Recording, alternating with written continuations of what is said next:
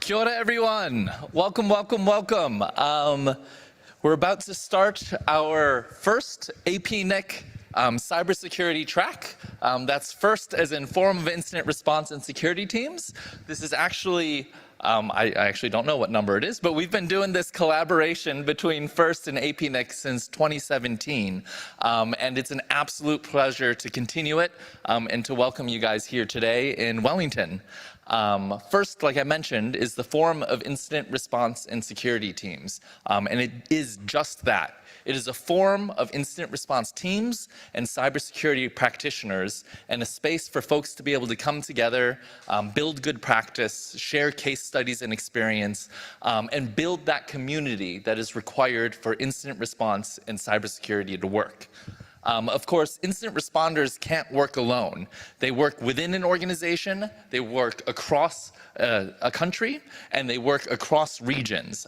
You need partners within the incident response community, but also across network operators, civil society, academia, technology companies, private sector companies, and everyone working together to build resilience, to respond, and to recover.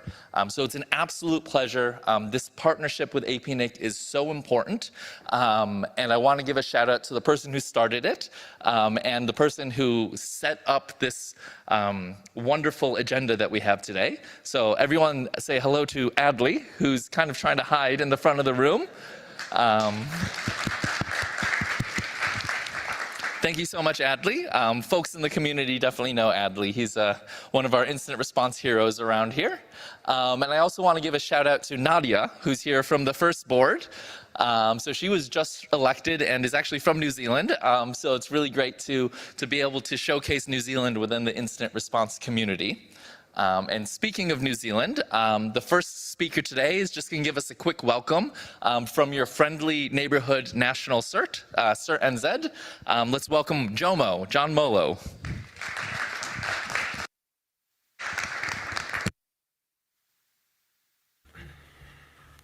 Thanks, Clay. Kia ora, everyone. As Clay said, my name is John Molo, or Jomo as my friends call me. Just don't call me slow-mo. That's Clay pulls that one out when I don't reply to his emails. Seriously, guys, it's fantastic to see so many people here today. We often think of cybersecurity as a team sport, and it's great to see so many people from different backgrounds, different countries, all conversing here in Wellington to talk about security in this security track. Especially as me as a Wellingtonian, I'm very pleased that so many of you get to enjoy Wellington. As you can see today, perfect weather. This is what Wellington's like every single day. Don't let Clay tell you otherwise. Just a bit about CERT NZ and to see where we're up to. So CERT NZ was recently merged into a National Cybersecurity Centre, but we're still very much pushing forward with our CERT priorities and CERT functions. So we recently released some research around small, medium businesses. So very excited to hear that small, medium businesses is on the agenda today. But for example, our research has shown that 1 in 3 SMEs or small medium enterprises have experienced a cybersecurity attack in the last 6 months. Then of those, 60% have taken on a new cybersecurity action. Unfortunately for us, waiting until they have that attack right, it's a bit like putting the seatbelt on after the car crash. So a lot of what we're trying to do there is encourage people to think about cybersecurity well before something bad happens. A lot of what we do as well is trying to think about the human, putting the human at the centre of cybersecurity. Quite easy we get focused on the technical side of things, but putting human at the centre and having a humanistic approach is what we're trying to do at CERT NZ. So I've just this morning thinking about our annual cybersecurity awareness campaign. Cyber Smart Week's coming up for us in October. Do look out for it. It's going to be a fun one this year. If you do want to be a supporter or get involved to hear more about it, feel free to come and find me somewhere in the back down there, or if you just want to chat about what CERT NZ is up to, now they're part of NCSC. But I will now remove myself so you guys can hear from the interesting folks, but I just want to say a big thank you and welcome to everyone here today. Thank you.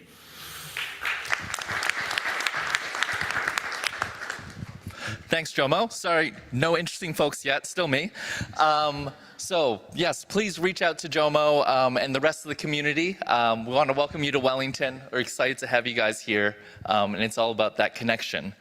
So speaking of the multi-stakeholder community, we have a really diverse lineup for our speakers, thanks to Adley. And I want to kick off with the academic cybersecurity community with Charles joining us from Indonesia.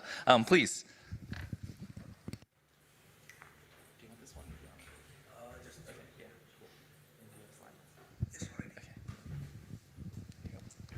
Thank you. Hi, everyone. My name is Charles Lim, and I hope the slide is already on. Yeah, so I'm actually from Indonesia, and I'm representing now ACAT CSIRT, or Academy Computer Security Incident Response Team. I'm actually full-time in SGU, Swiss German University, about 20 kilometers from west of Jakarta. So today I'm going to talk about a little bit on how the Indonesian way approach on establishing CSIRT in higher education, in particular university. So let me start talking about this. Let's see. Yeah, so this is me. Basically, I'm full-time in SGU, but I'm wearing many hats. I'm the founder of Indonesia HANENA project. Sometimes work together with Adli on several occasions. And I'm also the chief operation on ACAT CSIRT. So we established this in around 2011, but then it goes through a lot of hilly ups and downs. So after the head of the ACAT CSIRT passed away, so Prof. Eko, who actually encouraged him to take over this, and we together now help the ACAT CSIRT to go more broadly on university. So I have a little bit of agenda talking about the role of CSIRT in higher education in Indonesia, and what are the challenges that we face in Indonesia, and also talk about a little bit on security model, maturity model, and how we actually step up a little bit by a little bit, and then building the community.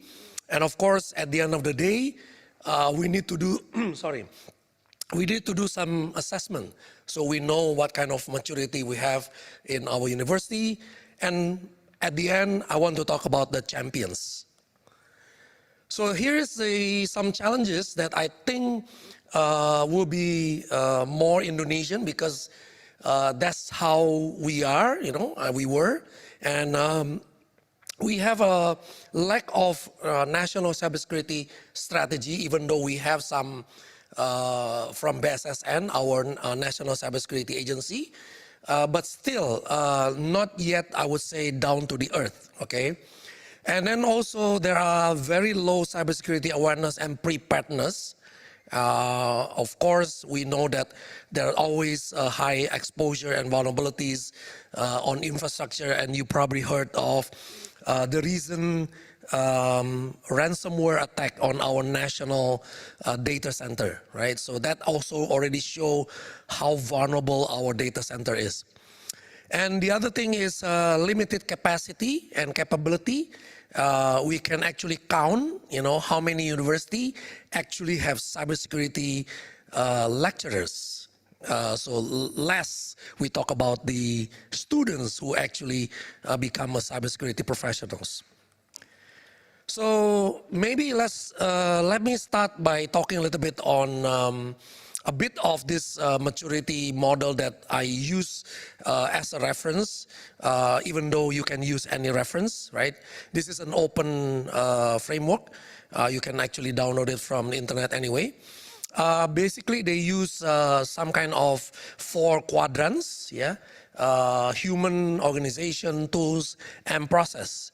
And you can actually use their tools to draw some, this beautiful web diagram, of course, based on these 4 quadrants, right? They talk about, several aspects on these quadrants from organization, process, tools, and human, right? And then They have these models of target, advanced, appropriate, immature, all this to tell you how well you are in these aspects of the quadrants. For example, like these organization parameters, we have, I think, 1, 2, 3, yeah, about 11 parameters from mandate, constituency to security policy. Basically, this is more toward the organization, right? And then we talk about the human side. This is, I think there are 7 parameters. They talk about soft skills, they talk about skill sets, staff development, and so on, right? And then we also have the tools, because we know that people, process, technology in cybersecurity are important. So tools definitely will help accelerate and, of course, automate this process of incident response. There are, I think, 10 parameters, including resilient, talk about tool sets, incident detection, asset management. That's part of the cybersecurity framework, if you already know. Last but not least, this is the, I should put process rather than the human. Yeah. So basically, this is talking about the governance, the escalation process, the outreach process. Most of them are basically process. There are 17 parameters in these frameworks. Now, when I take a look at this framework, it's quite complicated, and it's not yet we are there, right? So we thinking about how to simplify this so that we can start with something simple, right? So Professor Eko, which is the head of ACACISET, come up with this 10 maturity aspect, we call it. So basically what we are trying to do is we just simplify focusing on this 10 aspect first, because we are still very young, we are still adventuring into this maturity level. So we talk about policies, incident identification, emergency response, investigation, recovery, communication. It's actually very condensed, but simplified so that it's doable, right? Something that we can do in the beginning. So we try to map this, aspect that Prof. Eko introduced in his, I'll show you later, our events, yeah? And we try to map this into this, I think 4 quadrants of this SIM3 framework. So let me talk about this later, but let me talk about the maturity level.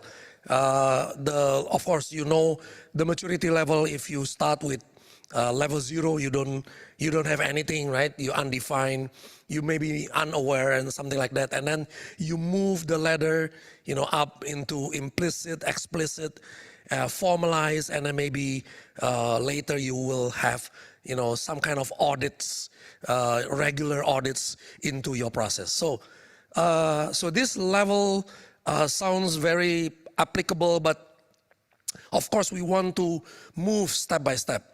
And the problem of today CSIRT in our government, if we take a look at what BSSN is doing, is that they go to different government level and they say, okay, let's do CSIRT in your organization. Okay, but the problem is there's nothing after that, meaning that they just care about, how many CSIRTs in our government. But what about people? What about process? Yes, we have RFC 2350, but I mean, you know what I mean, right? If you don't have this people, process, and technology, it's just useless. So what we are trying to do is we are not approaching from the top to the bottom, but we want to have the university opt-in, okay? Because you cannot control CSIRT, because CSIRT is supposed to be flexible and agile so that they can grow by themselves. And also, of course, our boss, Prof. Eko, always mentioned, don't use your university as your name for your CSIRT, because you are, basically sort of isolate your CSIRT. Okay, you should use something that it's not something related to your university name, so that you can collaborate and work together, without boundary. And so that's the spirit that we want to do in Indonesia. And it's hard because the way government, announcing CSIRT and the way we're doing it is totally different. Okay, so this is something quite new and also difficult to do. But fortunately, I think we have now about 12 CSIRT from the university, and it's growing.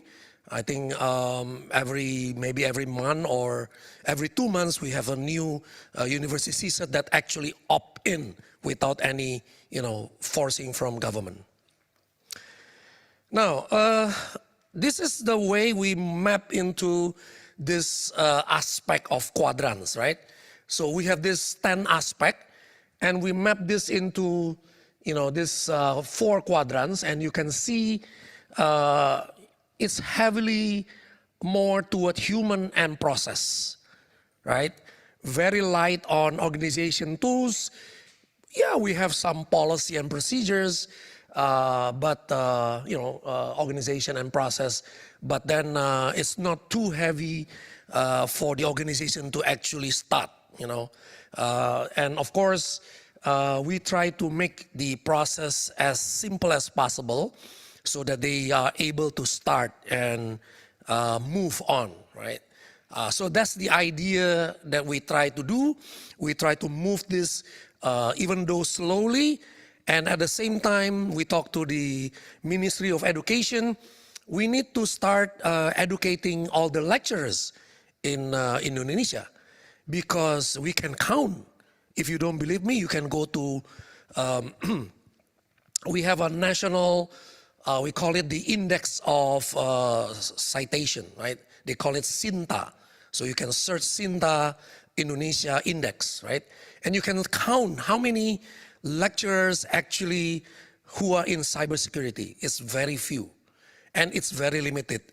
So what we are trying to do is that we want, a Ministry of Education to be involved, giving us grant so that we can begin train, the human side, right? This side. So we tell them, unless we have trained this human, we are not going to move on to a new level, right? Human is everything. So we tell them that we need your cooperation, we need your funding so that we can move on to the next level. So in terms of relevant aspect, I told you that these are the few things that we focus on. Number one, we want to make the policy and procedure as simple as possible. And we want to provide, this training and awareness. Yeah, I think before I came here, on the 28th of August, we went to Jogja. Some of you know, Jogja and Bali is the 2 most famous destination for all the tourists to Indonesia. And so to Jogja, we came and we actually conducted seminar and workshop. We bring all the stakeholders, Ministry of Education, Ministry of Communication and Informatics. We bring BSSN there, and we do the initiative to bring them together so that let them know that this is the situation of our community, and we want them to know, and we want to move on, right? So please support us. And so they came, and it was a beautiful turnout. We have about 100 person registered and came.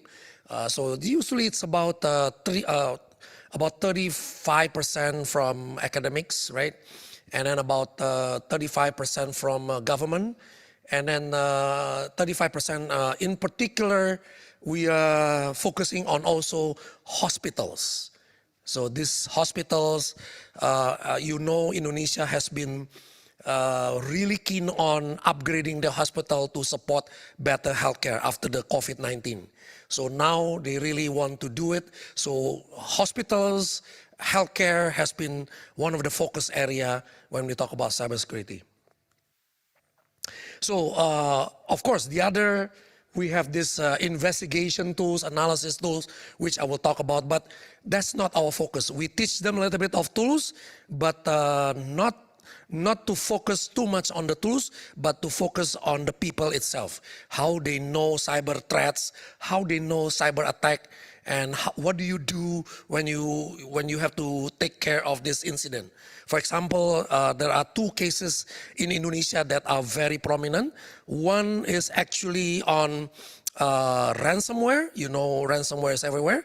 Now, the other is actually, we call it gacor, right? Gacor is, online for gambling. So many university has been web defaced by this online gambling, including government side.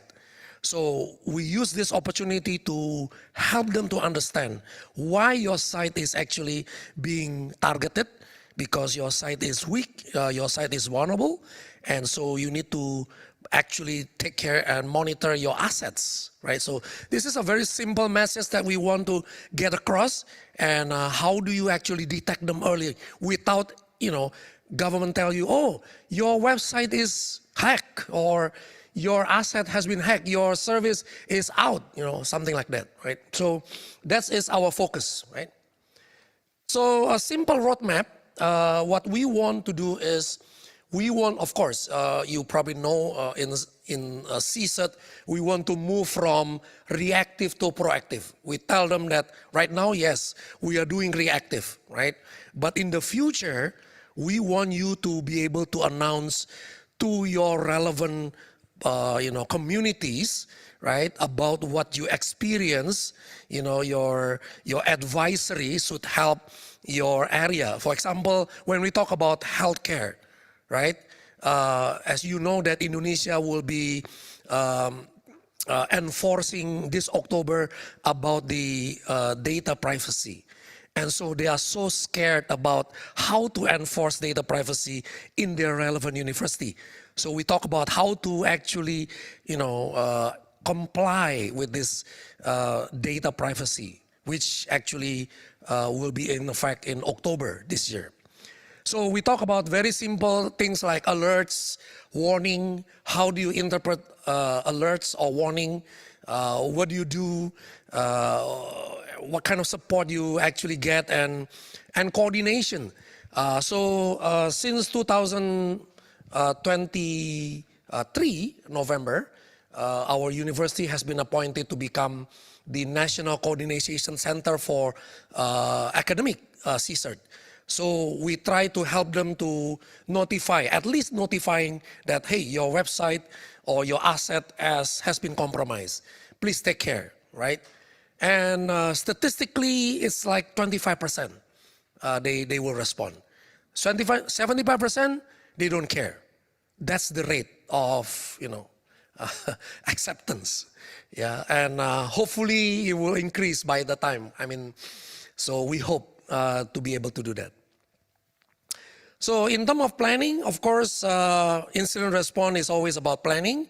And of course, we start one by one from the policy, create a plan, what is your vision, your mission. That's already defined in RFC 2350, right? And so who is you are protecting, or what asset that you are protecting.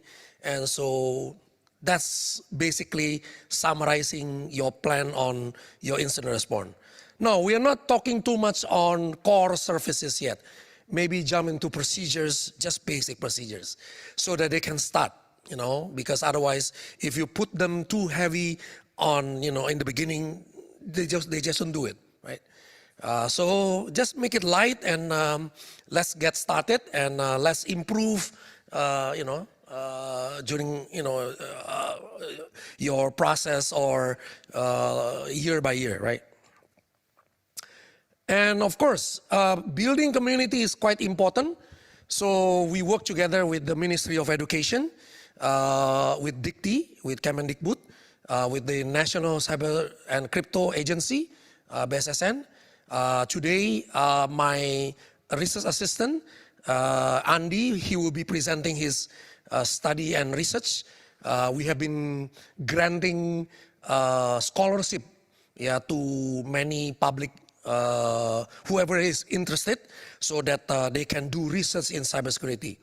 So we have been doing that since 2019 because of ESIF Asia and APNIC Foundation.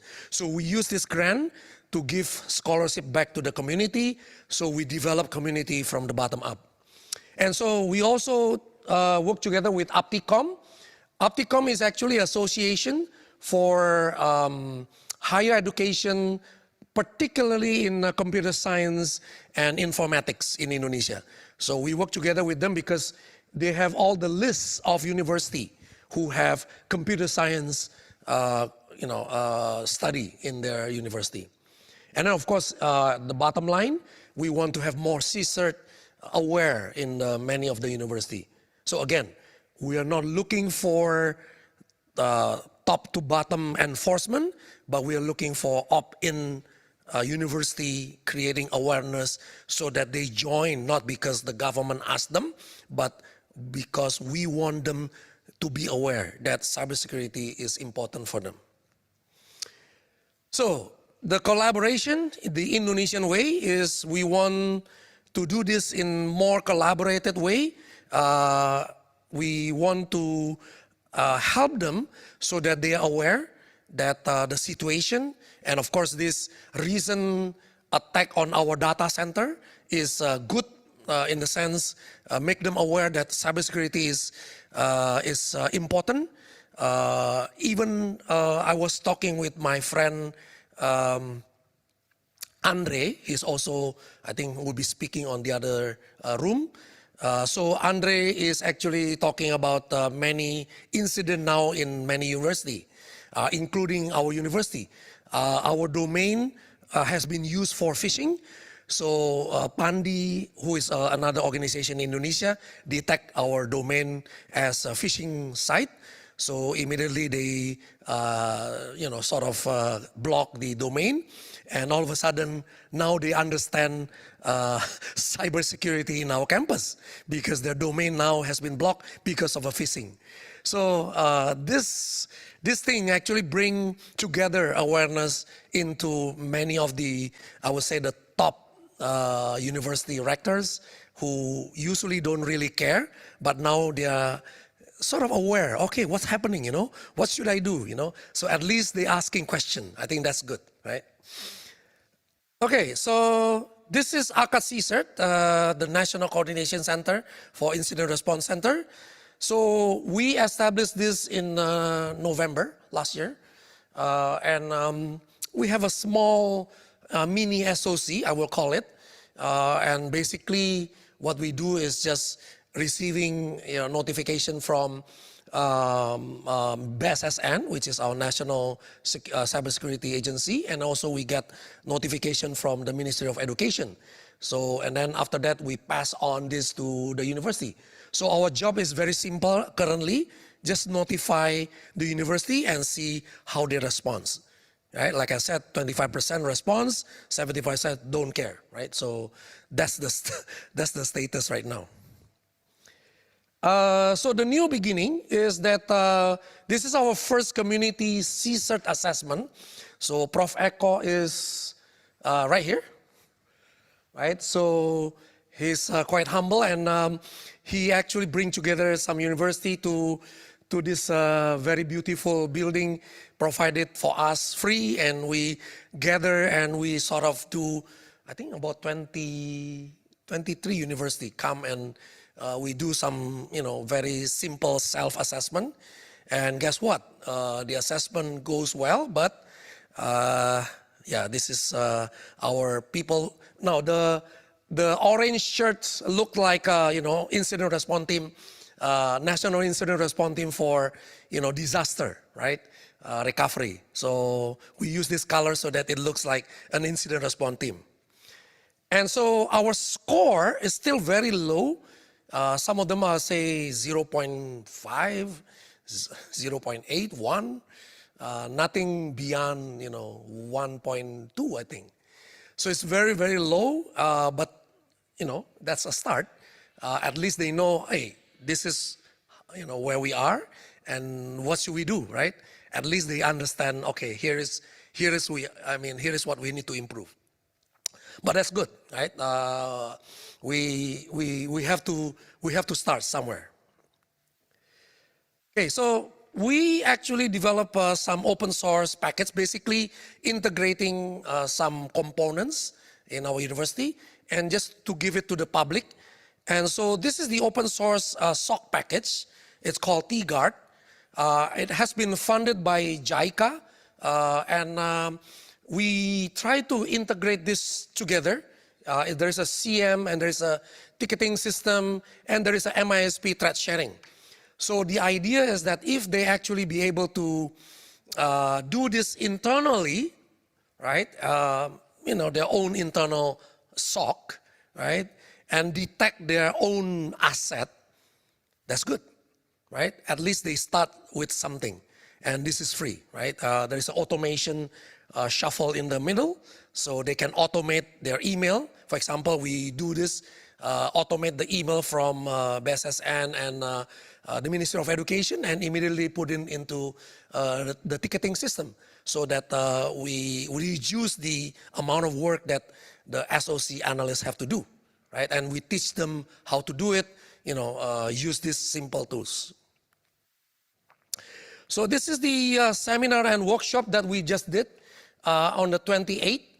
And this is great in terms of partnership. We saw there is a great enthusiasm between public and private partnership. We can see many of the sponsors actually interested in joining us. We have BSSN funding also. We have actually the sponsorship funding.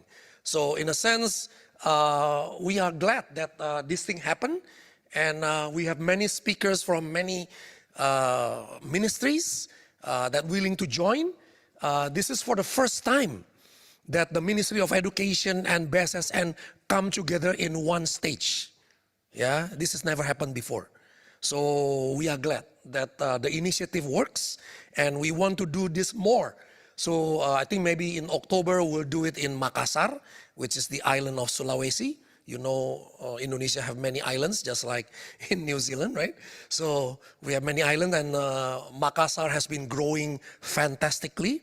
Yeah, you know that Sulawesi have many resources that has been untapped. Yeah, so we are going there, right?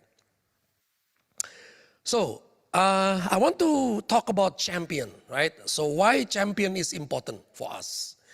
We have mentors, right? These are all our mentors from different institutions, ministries. They believe that they can actually contribute.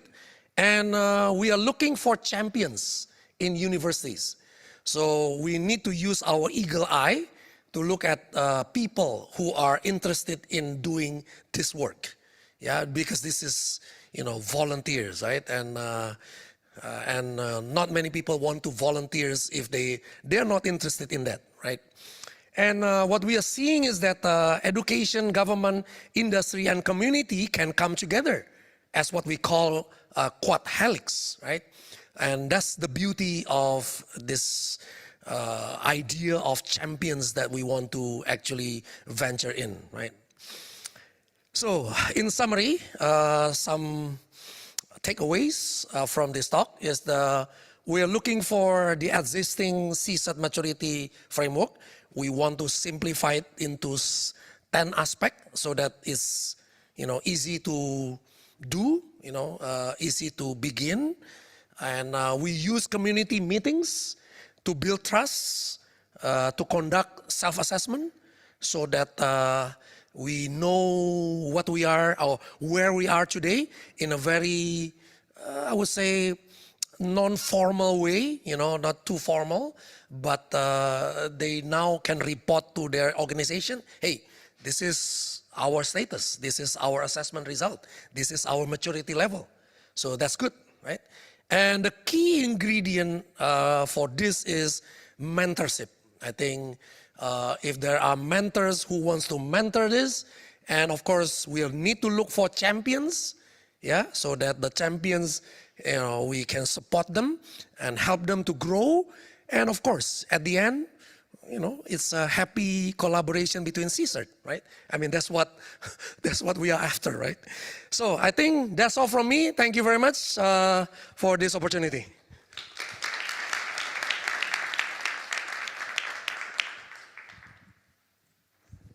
Thanks so much, Charles. Oh, please stay. Does anyone have any questions for Charles? Please. Please introduce yourself before asking the question. Ulrich Speidel, University of Auckland. Just out of interest, given the number of universities that you work with, have you had incidents that completely knocked universities offline for extended periods of time and disrupted operations? Yeah. We have 4,500 universities in Indonesia. 1,500 have computer science or IT, somewhere around that. And we have at least one, or I think many, but one in particular, they were disrupted for 3 weeks because of ransomware. And that was the day when we have this Eid Mubarak, Idul Fitri, right? We call it Idul Fitri. It's the Muslim holiday, and one day before the Muslim holiday, the ransomware attack. And during the holiday, nobody there. The IT only left with 1 or 2 people. They have to take care of, I think, several terabytes of data. Imagine that, and it's a chaos for that university. The whole virtual machine was encrypted, and nothing they can do. But there is one thing that they do actually that worth saying is that they do several layers of backups, okay, from virtual machine to file backup and to application backup, and they put it into different location, and that location actually was not part of the domain that was attacked. And so again, single domain is not a good idea. So we need to use multiple domains, and in particular for critical apps, right? So thank you for that question, Ulrich. Thank you. Yeah.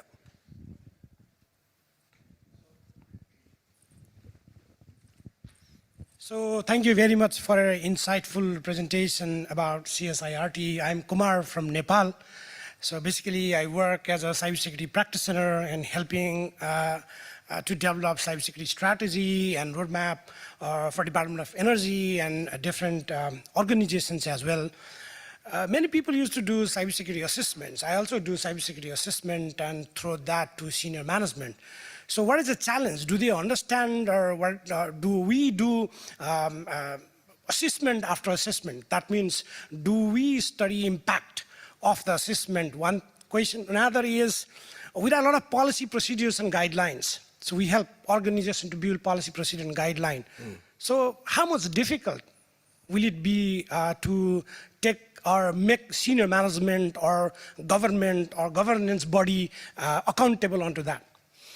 Okay, great. Thank you. What's your name again? My name is Kumar from Kumar, Nepal. yeah? Okay. Yeah. Kumar, thank you for the questions. Let me say something about our organization, SGU, okay? I started this idea of SOC, right, back in the year of 2018. This is before COVID, okay? One day, our alumni came to my lab. And my lab is a flat, lab and nothing else except tables and chairs. We have everything in the server. So, when students come to this lab, they just bring their laptop and they work just like, a community area, right? And so that's the way we work, right? And so this alumni say, hey, I want to make this area to become a simple SOC. Oh, really? Yeah, my boss, say that I perform well in his organization and he would like to contribute something to SGU. Wow, I say, this is something new, right? So finally his boss came and he actually said, hey, yeah, I want to make this simple SOC, right? Would you be willing to accept this donation? Yeah, why not? And we'll make some announcement about this donation. Yeah, sure. And then, the rector know, everything know, but they don't understand what is SOC. I mean, why we need SOC. But the alumni understand. They understand clearly, right? Because we need a way to actually respond to incidents. And I talked to directors, just like for many years during the COVID, and then after the COVID, nothing happened. Yeah, until one day, the new rector, you probably saw in the pictures, understand a little bit. Okay, so maybe there is a change of mindset, and then they actually say, "Hey, yeah, what should we do?" I mean, and then there is an incident happened in SU. We got hacked, and then also phishing. So now all of a sudden they understand why we need this, right? And why we actually need CSERT, and why we need this coordination center. Not just because, we are the pioneer or something, no. But I think now they understand. So I would say this takes quite some time, maybe a mix of everything, incident, people talking to them, and then maybe the government say, hey, you need to do this, you need to do that, and now they're aware. So that's how we process. Yes, basically I always consider cybersecurity is not as a technical issue, it should be taken as a business issue and governance issue as well. Yeah. And it should be taken in a holistic approach with 4P, people, process, product, and partners. Right, Thank you. Yeah, thank you. Okay. Thank you so much, Charles. That Thank was you. excellent. I hope you can become a champion for academic teams across the Asia Pacific for us.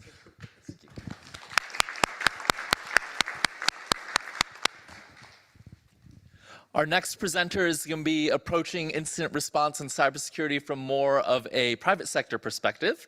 Let's welcome from Samoa, Swetena.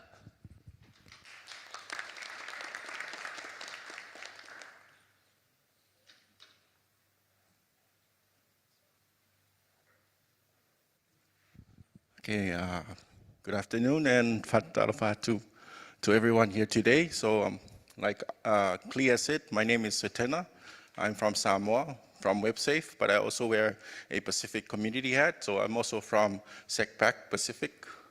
So today, I want to start with a small joke from the Pacific in terms of the islands and connectivity. So one day, two islands were talking to each other. And they asked the other island, why did the submarine cross to the other island? Does anyone have an idea why the submarine crossed to the other island? So basically the answer was because he was syncing of data. So because he was syncing of data, let's move to the digital space first. So these are some of the challenges that we have for Samoa and the Pacific. It starts with people. The challenge in cybersecurity has always been people.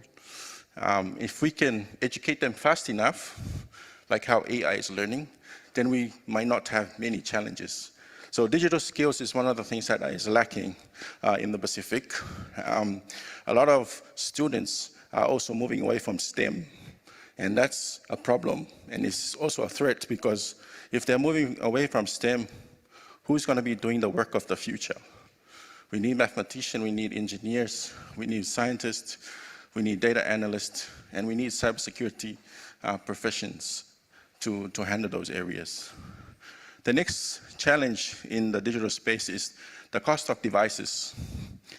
When I say devices, this reflects every part of the chain of devices, from the infrastructure that you use, your 4G for 5G, your wireless access points. These are things that are supported by devices, phones, laptops, and computers, as well as networks. The Pacific sits in the middle of a big bowl of water. You need to cross that bowl to get to an island. Crossing that bowl to get to an island, you need to pay for it. So logistics is also the other challenge when you deliver devices to the islands. And that cost is added to it before we actually buy the devices. So in the case of a natural disaster, we are going to be paying double the price for the term emergency. So that's the other challenge. The other one is local developers. We are not building platforms. We are harvesting platforms from different places, from different parts of the globe. But we need to build it because it's self-sustainable. And for that, we need people to build those platforms. Unstable internet resources. We have submarine cables. We have terrestrial networks, and we also have satellite. But most of the times we say we have coverage, but the quality is not there.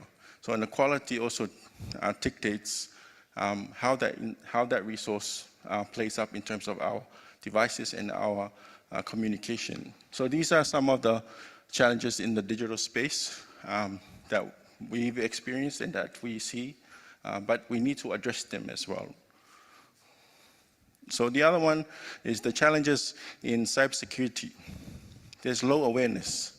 Not many awareness programs are happening in cybersecurity. Companies that sell technology are not doing their work in terms of facilitating the awareness in terms of how can you protect yourself by using this type of technology? How do you defend yourself or keeping yourself protected in terms of the information that you share or use or transmit across the internet? So very low or small program engagement. There are activities that some of the partners from Australia and New Zealand are working with us on, and these are moving in a good direction. People are starting to realize that using the internet, using digital resources, you need to also think about how you protect yourself and how you manage your cybersecurity engagements, as well as cybersecurity structures and policy and standards. Investing in cybersecurity is very expensive. The reason why it's very expensive is because if you buy technology that is for security appliances, you have to cross the ocean to deliver them. If you buy software that is for security, someone else is developing those and you have to pay them. So for the Pacific, we don't have a lot of developers and we're not building security applications to protect ourselves. The other challenges is cybersecurity investments. There's not a lot of them out there, and not a lot of them can be, not a lot of them do actually put importance on investing in cybersecurity. In many of the companies in the Pacific, they are very small. So take, for example, someone who sells mangoes at their store, right? Then a new platform comes along. That platform gives them the ability to sell mango to a wider group of people. But when they deliver, when they sell that and someone picks it up and somehow they don't have the right resources to protect themselves, they might be, the money or the finances that someone bought from them could be stolen digitally. So we need to be careful because sometimes these companies don't have the resources to recover and they just give up and say, I cannot start the business anymore because there's no more funds. So these are some of the threats that small businesses in the Pacific face. So sometimes we say, what is a cybersecurity incident? For the big companies, they can make it an incident. For the small companies, they just restart again. They restart from what they've lost. So investment is important. I think if there isn't a way that partners, as well as companies, or even the community can come together and find ways to deploy investment in terms of building for those cybersecurity needs, that will be more valuable. So some of the major threats, these are the common threats that we see nowadays. Phishing. Also there's vishing and smishing. The Pacific is getting a wave of these threats because mobile is the dominant technology that they're using. They're getting it from all the social media apps, and because they don't know how these threat actors utilize social media to gain access to their machines, they're not well aware. So this is the other problem. So phishing is one of the major threat that we find, and that we know that because there's different type of people, the old people, the young people, and those who just started using the internet. Traditional spamming, we're also seeing spamming in our language. There's been a lot of spam in terms of the Samoan language because of the availability of the Samoan language in digital tools. And these are being used by threat actors utilizing AI to deploy those. And even we've seen changes in a lot of the video AIs, and those can be used in terms of trying to target those who have less awareness in terms of cybersecurity and cyber safety. Financial scams, that hasn't gone away. It has started many years ago, but now it's transforming into digital scams.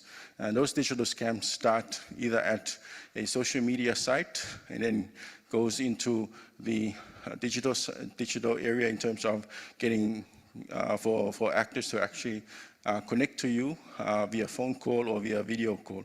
So financial scam is quite prevalent, and because people don't report them, the right authorities don't really see how to address those.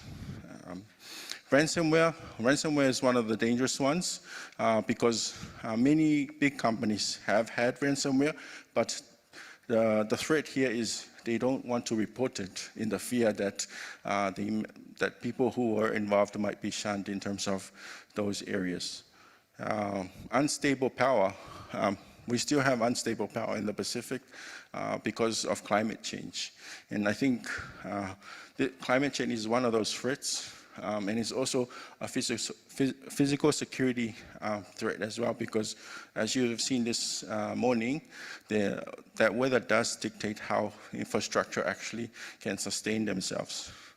So, and then the last one, in terms of threat, is unaware employees or users, people who have not been trained. I think a lot of the takeaway from many of the presentation throughout this week and throughout the few sessions is we need to educate our people, we need to educate our population, and then we need to educate everyone to the level where they are well aware of these threats.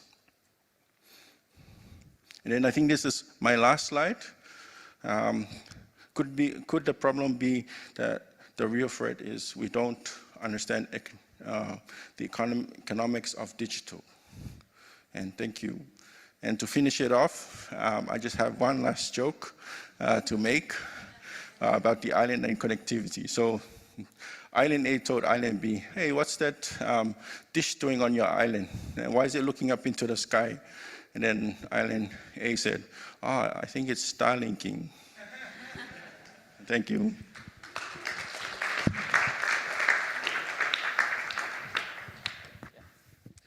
I believe your jokes are also a threat to cybersecurity in the region.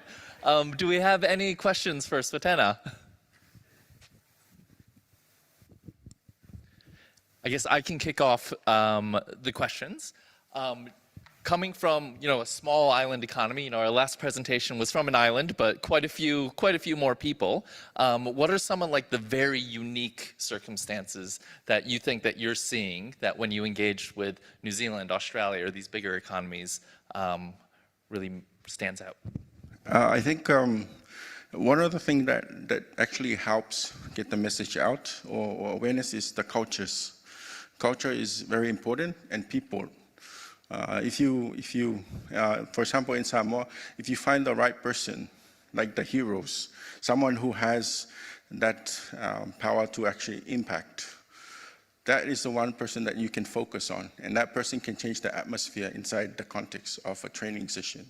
So I think in terms of business, on an economic level, you have to look for those heroes who are very outspoken, and then influencing them can influence the wider community as a whole. So it's about looking for the heroes and finding those heroes and working with them and driving in that message out there, because people follow people. Not so much the systems. The systems are controlled by the people. So if you find the person who can manage that drive, they will drive everyone, even if you change the system. It's about people at the end. speaking of people, you've kind of walked into my next question. You mentioned at the beginning of your presentation that you're also wearing a hat from SciSecPac. I'm sure most of the folks in the room haven't heard about SciSecPac. Do you want to kind of introduce what that is a bit? Okay, so yes, so SciSecPac is a group of Pacific cybersecurity experts. Some of them are here.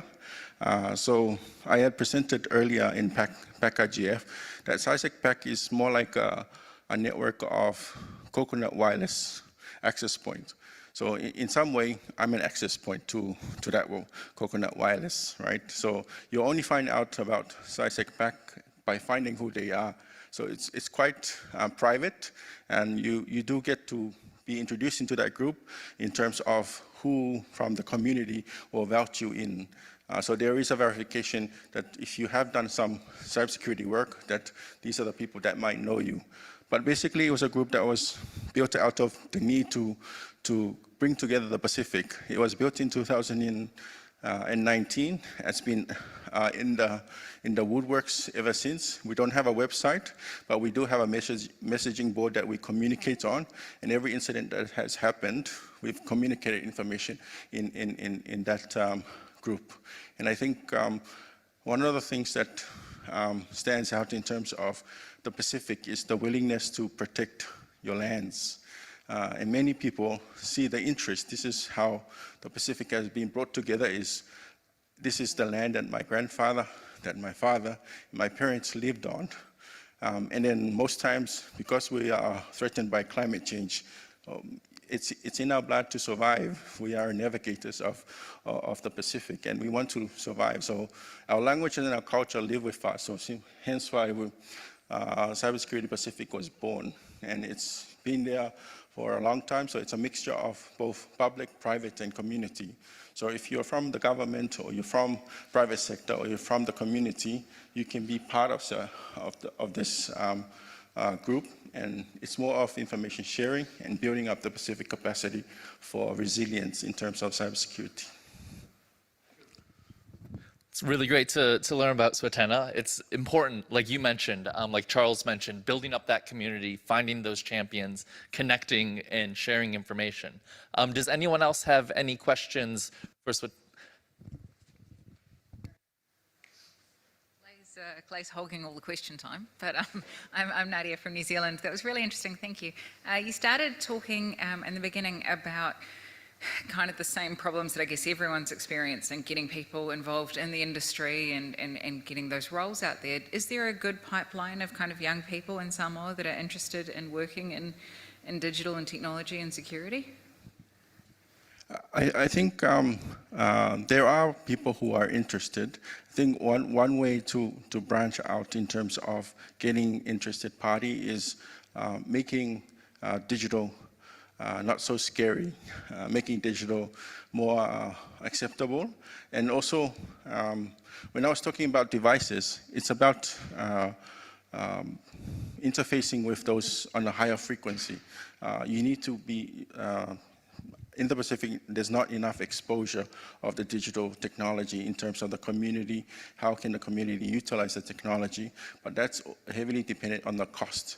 But what we found that there's a lack of awareness in terms of the youth level, in terms of taking it, delivering it to the youth with regards to digital. Most of the times, youths are more focused on what their parents want, in the Pacific context, but not really focused on what they want. So breaking that barrier in terms of, yes, you can deliver what you want to dream, but you can also serve your family with the result of that dream.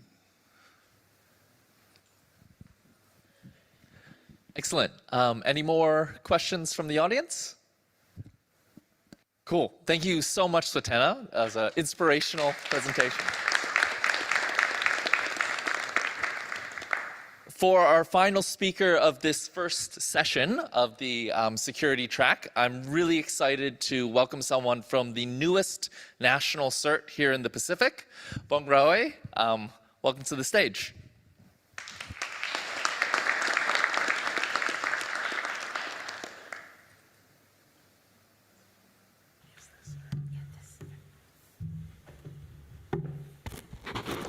Sorry, I just need to adjust this. I'm a bit short. Maori and hello from the beautiful Isles of Kiribati. Maori. I'm Bongdaya Rabayo, and I'm here on behalf of CERT Kiribati to talk about the cybersecurity challenges and initiatives from Kiribati. First of all, I would just like to sincerely thank APNIC and FIRST, Adli and Clea, for giving me this opportunity to share about what Kiribati is doing in terms of cybersecurity. Thank you very much. Okay, how do I use this? Okay. So for the outline of my presentation, I will introduce my country, and then I will talk about a little history about the development of CERT Kiribati. I would also explain a few of our initiatives, challenges, and what we're doing to address these challenges. So first of all, where is Kiribati? Has anyone heard about Kiribati before? Yay, I see a lot of nods and hands. Okay. Well, Kiribati is a Pacific island nation located near Tuvalu, Samoa, Fiji, or if you zoom out a bit, you can see that it's kind of halfway between Australia and Hawaii. We're an island nation consisting of 33 islands scattered all across the Pacific Ocean. And because of this, Kiribati is unique in that it spans across all 4 hemispheres of the world. Our population, according to the 2020 census, is almost 120,000. So we're a small country. Our climate is a warm tropical climate, so it's very different from windy Wellington. And we're also very rich in cultural heritage and traditional practices. So yeah, Kiribati is one of the Micronesian countries with white sandy beaches, beautiful blue seas, and a lot of friendly people. Before moving on, I just want to describe what the internet is like so we can all get an understanding of what the internet is like back home in Kiribati. As you can see on the map, our islands are scattered and separated by a few kilometers, and getting internet across these islands is not easy. We still have a few remote islands that do not have access to the internet, and getting the infrastructure out to these remote islands is very costly and time-consuming. However, work is being done to get internet across these islands via the Mobile Rollout Project as well as the Connectivity Project. Right now, however, we're predominantly using satellite connection, using geostationary satellites as well as LEO, low Earth orbit satellites. Therefore, with the increasing use of the internet and digital technologies, cybersecurity is becoming a growing concern for us. Hence, this is where CERT Kiribati comes in. So back in 2019, the Ministry of ICT developed a national ICT policy. And I'd like to acknowledge our director, Mr. Wayne Raya, who is here with us. Mr. Wayne, can you sitting right here in the front? So Mr. Raya is currently doing his PhD here at the University of Auckland, and he's the director for the Digital Transformation Office, and he was initially involved in all of this. So in that policy, it was stated that there was a need for a national cybersecurity strategy to be developed. This was successfully developed in the following year, and in the year after that, the Digital Government Master Plan was established. The master plan focuses on the transformation of the government services through the use of digital technology, and it was also here that the Digital Transformation Office was established. At that time, between the years 2019 to 2021, cybersecurity was manned by a single staff, Mr. Domingo Capunare. Domingo Capunare is now the chief for CERT Kiribati. In 2022, CERT Kiribati was established and another staff was recruited, Mrs. Teriana Kourabi, who is also here with us. And she is the Senior Information Security Analyst. So these 3 people were amongst the pioneers for CERT Kiribati. It wasn't until last year that CERT-GitBus was enshrined and legalized with the Digital Government Act. That was also the year I joined and started working with CERT-GitBus as the information security analyst. So right now, CERT-GitBus is currently operating with 3 staff, but of course, there are plans to expand the team by creating more positions for CERT. But this is also dependent on getting government approvals. In terms of the legal grounds and regulations, we have a Cybercrime Act that was developed back in 2021. The Act covers the establishment of a cybercrime unit within the GitBus Police Service. It covers various cybercrime offenses and penalties, procedural laws for investigation, and international cooperation. We also have the Digital Government Act approved last year, and this was the act that mandated CERT-GitBus to become the national CERT for the whole nation. Therefore, in terms of legislation and acts, we have a basic foundation for cybersecurity. For CERT-GitBus, according to the Digital Government Act, these are some of the required services that we need to do. So defensive cybersecurity operations, threat monitoring, incident response, cybersecurity awareness, as well as all these other cybersecurity related functions. But with that said, as a recently established CERT, we are currently able to perform only a few of these, which I will go into details in the next slide. So with just 3 staff, what in the world is CERT-GitBus doing? Well, CERT-GitBus is currently able to handle incident response, but we do this on an ad hoc basis, where we receive incidents via emails, phone calls, or in-person reports at the office. We're currently working on developing our standard operational procedures for incident handling, as well as doing training and upskilling for this. For incident management, the current practice is that we record our incidents using Excel sheets, but we're exploring incident management platforms for the future. Alongside incident response, we're also doing threat monitoring, compliance checks, and audits to limit accidents from happening in the first place. In our Digital Government Act, it has also been mandated that multi-factor authentication be required for all official email accounts across the different ministries. This is so that we can increase cyber resilience as well as prevent cybersecurity incidents.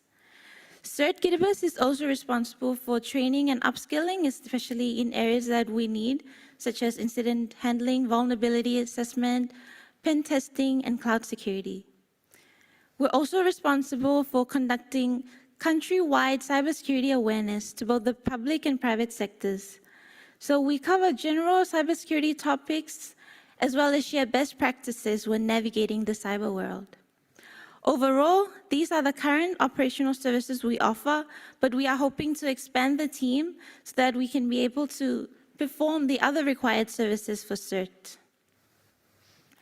So there is a great need for technical assistance, consultations in these other areas so that we can hopefully be able to function as a national cybersecurity emergency response team. Having covered the history of CERT and the services we provide, let us look at the type of incidents that we encounter in GitBus.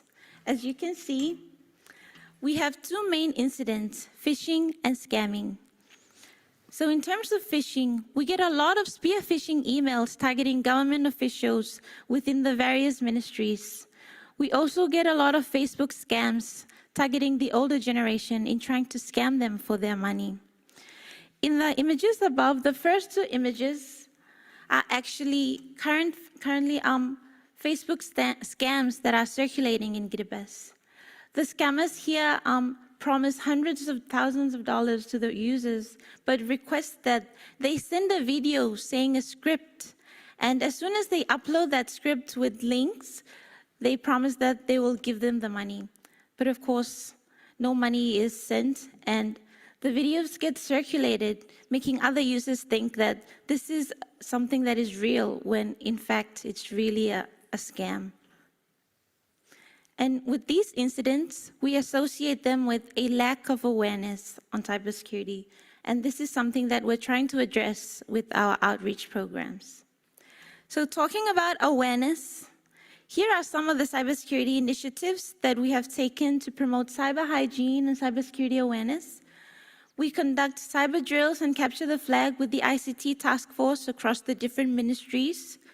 We also did an awareness program on general cybersecurity awareness and the use of multi-factor authentication. We also hold high school awareness programs and local outreach programs to the community as well.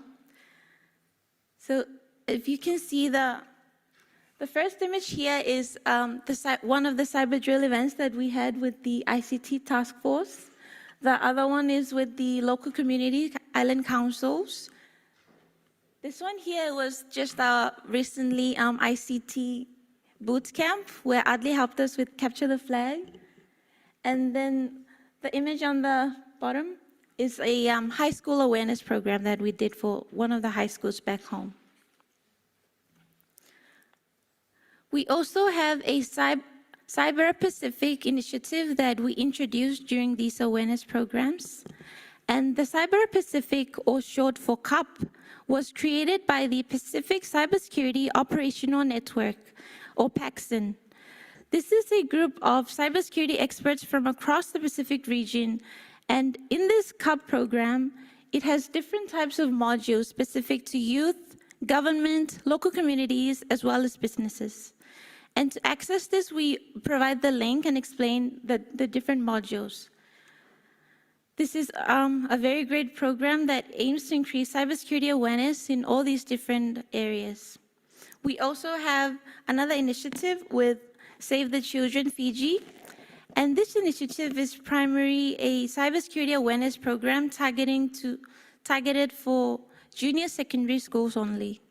Next month, we will be working closely with them in delivering a program to the junior secondary schools across Tarawa, as well as conduct a training for the trainer session for delivering this program. Moreover, we also face quite a number of challenges that we're trying to address. There is a lack of skills or expertise in this area, so basically human resource constraints within the country. We also have slow policy and regulatory development. One of our main ones is financial constraints, because we get limited fundings for cybersecurity initiatives, as well as support for training and development. We also have geographical hurdles. As I said, the islands are scattered and remote, so it's very difficult to conduct cybersecurity awareness. And then we're still in the nascent stage of CERT. So we're still trying to build a team because it is difficult to operate fully as a national CERT with just 3 people. Therefore, to conclude, in addressing these challenges, here are some of the way forward initiatives that we would like to implement. Firstly, we see a need to strengthen training and certification because we believe that it is important to build a stronger workforce with the proper skills, knowledge, and expertise in cybersecurity.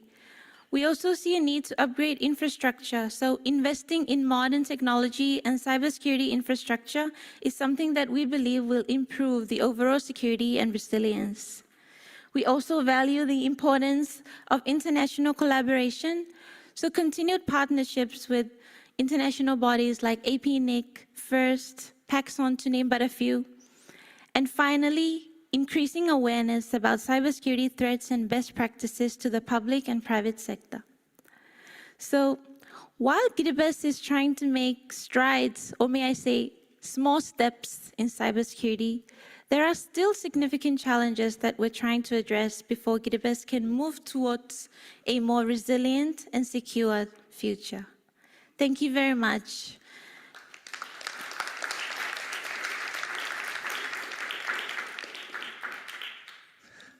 Excellent. Thank you so much. Does anyone have any questions? I can kick it off while folks think about a question. A little bit of a specific one. You talked about scams and phishing being one of the major incident types that you guys are dealing with. Have you found that these are extremely targeted to the local community, or are they general scams that you see often in other islands as well? Yes, I think thank you for your question, sorry.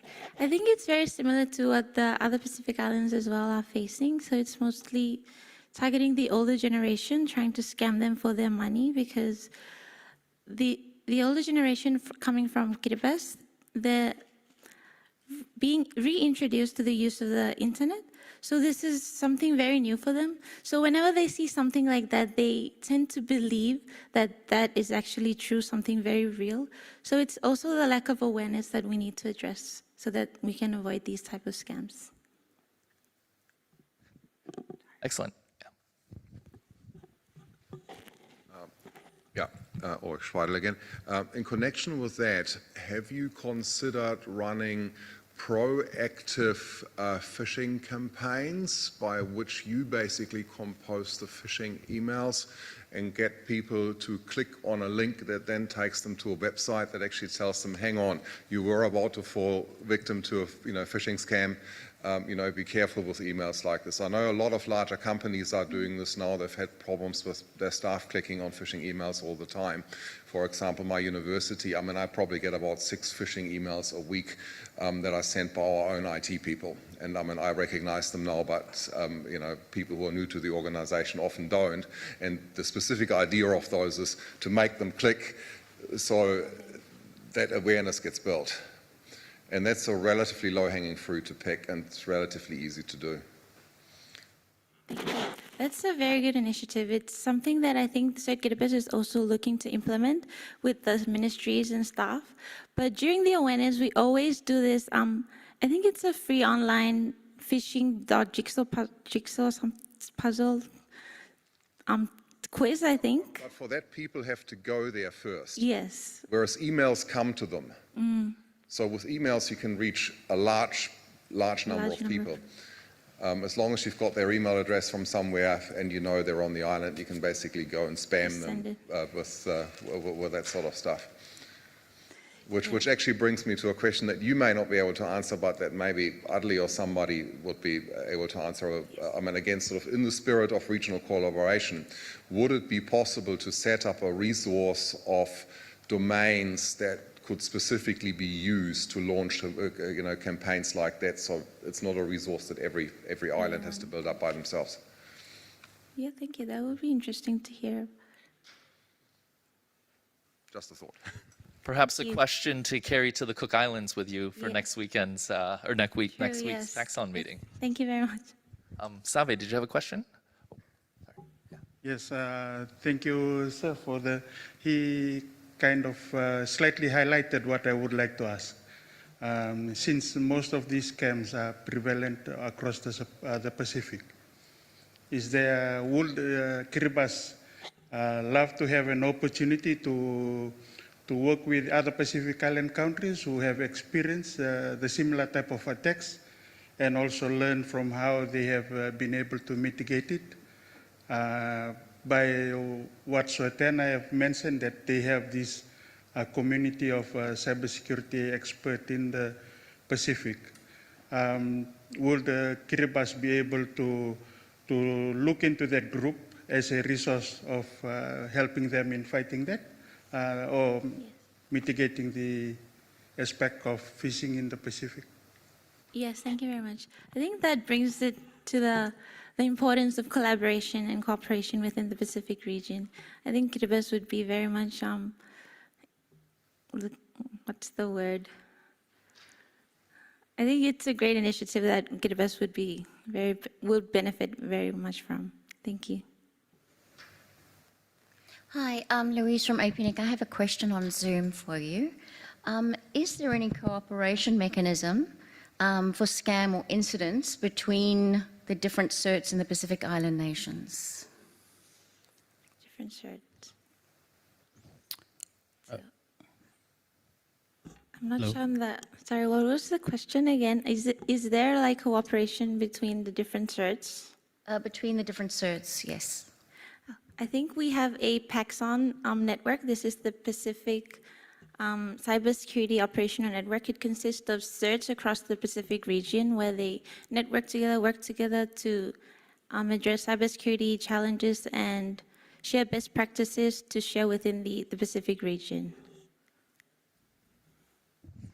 Cool, thanks. And there's a lot of Paxson members here in the Yes. room, so definitely reach out. Well, I guess they're online, but more information at paxson.org, .com, Yeah. something. Yeah. Yeah, please, next question.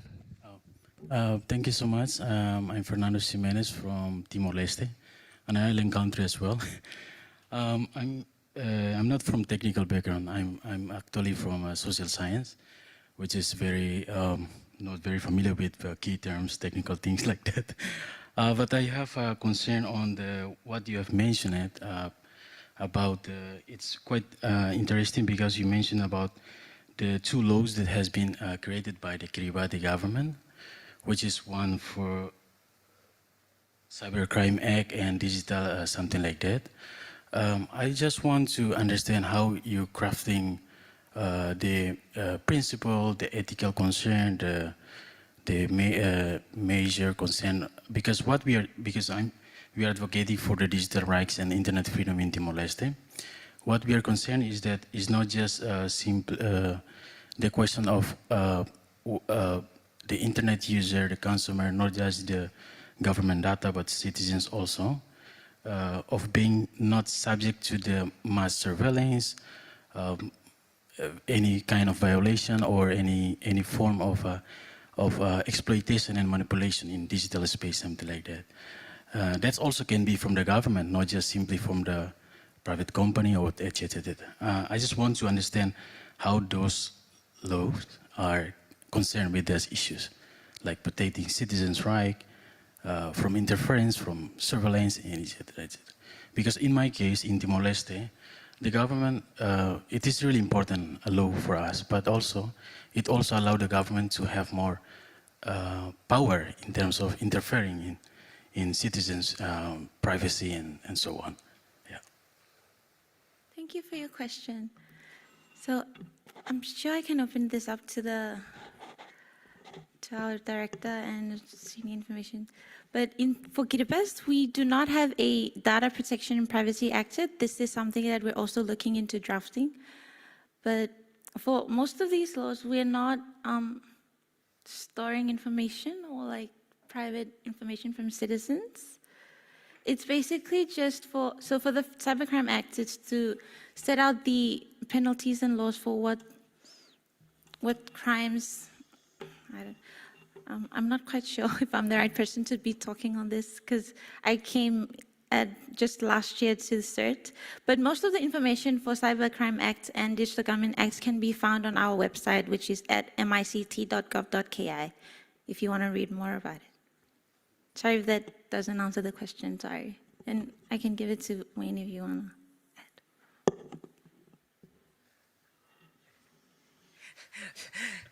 Yeah, that's actually a very tough question to answer. So I'll try my best. And with regards to the privacy and human rights or other related rights, so for the Cybercrime Act, we based our work on this on the Council of Europe framework. So this is an international framework that is used by quite a number of other economies and other countries. So that's I'm pretty sure the rights, privacy, and other related rights are actually covered in that. But as Bong Doi mentioned, we don't have any particular law on data protection at this point in time, but there are actually plans in place to actually work on that. So there are ongoing activities to prepare a law on that will be specific on data privacy. Yeah, I'm not sure if that answers your question. Excellent. Thank you for the question. I think it really highlights the importance of multi-stakeholder collaboration to tackle these challenges. Even if it's focused on incident response, there's so many connections with rights, the legal side, and everything like that. And then some of the responses, like with the Budapest Convention, shows not only regional collaboration across the Pacific Islands, but also global collaboration to help address these issues. And that's why it's so important to connect as we are here today, sharing our experiences, sharing what's happening with some of the newest certs, some excellent networks across Indonesia, what's happening across small and medium enterprises and smaller islands. So we're really appreciative. Thank you so much for the excellent presentation.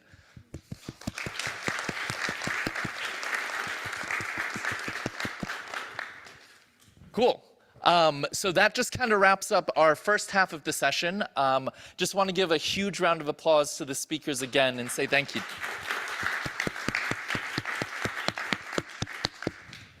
We'll be back in 30 minutes. Everyone, please enjoy your coffee. But in the spirit of incident response, in the spirit of this collaboration, please meet each other, share your contacts, and let's see how we can help build a stronger, more resilient, safer internet in the Pacific, across the Asia Pacific, and globally. Thanks, everyone.